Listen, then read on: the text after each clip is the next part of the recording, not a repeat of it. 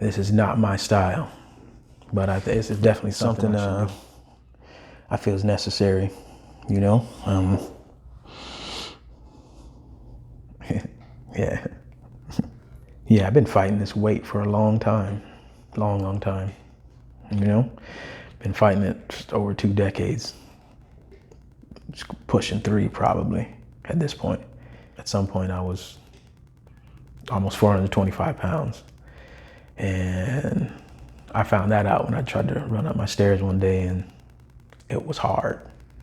That's when I decided to hop on my scale, the scale that I had to buy ahead of time to make sure it weighed somebody as heavy as I thought I might be. So, and I was 424.6 to be exact, you know?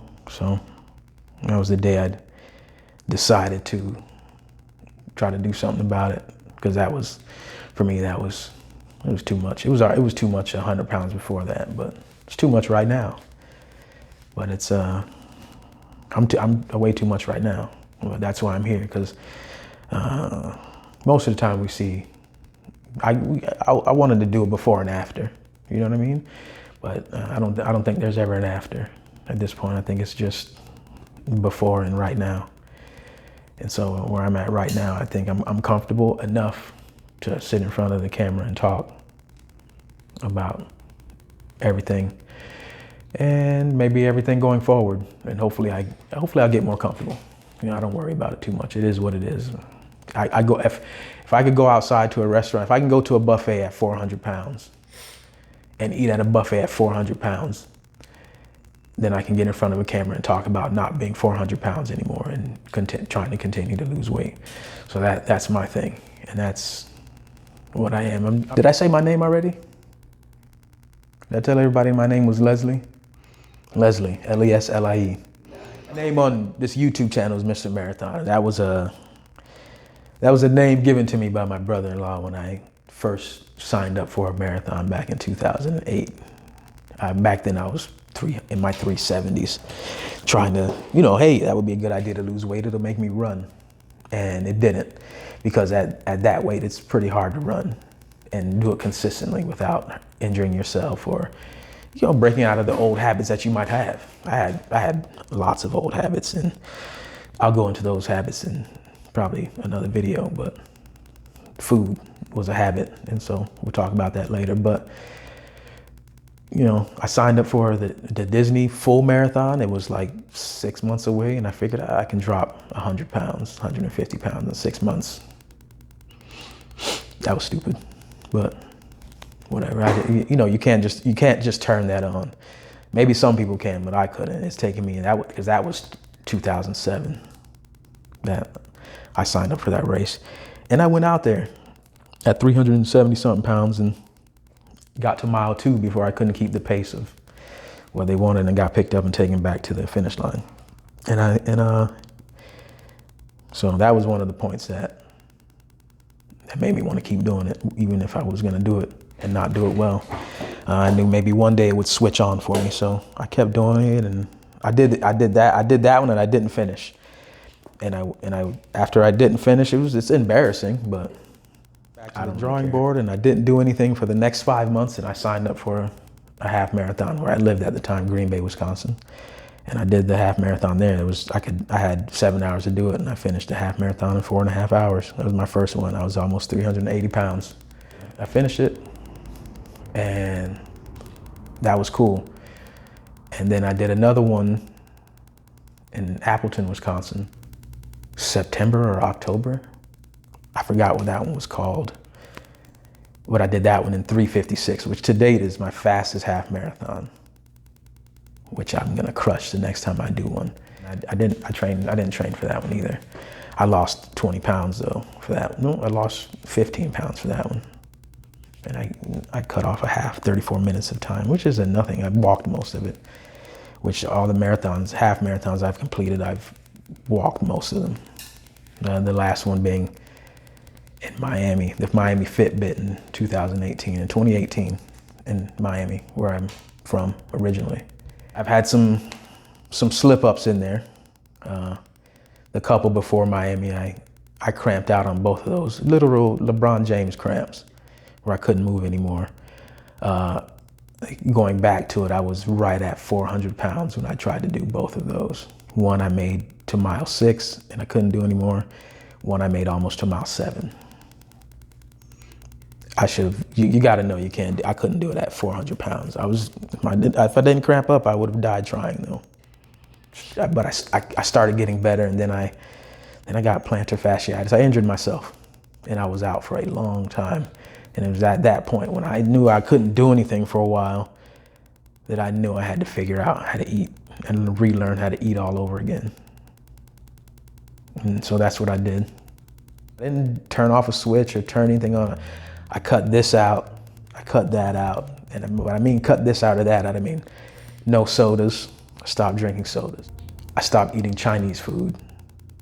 It always seems like I'm doing something bad when I'm eating Chinese food because I eat so much of it. So I haven't had Chinese food in a couple years at least. Sometimes you think something to get a hold of you and you can't recover. And I don't want to feel that way, even though I have cheat days once every 3 weeks or so. But I'll talk about that whole process in a different video. But one of the main reasons I'm doing this is, probably the main one is for my life, for my life, because I'm not trying to get to 52 and check out, or 48 and check out, leave my children here, and because I wanted to eat all the French fries on earth. It's not cool. I can cut those down so I can get an extra 20 years here with these guys. I have a few kids, so that's a big deal to me. So that's one of the main reasons why I do it, for my life and for my family. And I'm putting it on YouTube. So YouTube might be around 200 years from now. So it'll still be for my family then, and whoever else needs to hear something. Like I said, it's before and right now. And right now I'm nowhere close to where I want to be, but I'm starting to feel it turn. After all this time, I'm starting to feel it turn and put it somewhere so I can see it again, or whoever else needs it can see it again. Because I went from I thought was jogging in place in my kitchen to I can probably run a 2 miles straight right now, where I'm at right now. It's hard and it's slow, but I can get it done. So I'm happy about that. Then I have my trusty machine right here in the bag. This has helped keep me healthy and keep me in shape too, because it's low impact. This is, a couple things I use to get this job done, and that's. I might not look happy right now, but believe me, I'm happy. So many things that I can do differently now in 2020 than I could in 2018 or even 2019. So many different things. But we'll talk about that later too. If you need a push, maybe I can push you. I push hard. I push real hard. I'm pretty serious about what I do. Mainly for health, I'm doing this, but I also want some muscles. Everybody wants some muscles. Not spending a lot of time in the weight room because I don't need to at this point. I need to cut the body fat out, keep the muscles there with the types of workouts that I'm doing.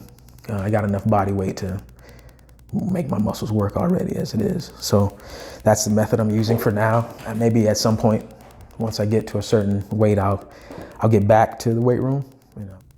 In everything that I've done so far, not just in the last year or so, but over the last couple decades of me taking these lessons, and anything that I've learned so far, what I've learned the most is that the physical is one thing, but the mental is going to talk you out of the physical side of it almost every time if you're not careful.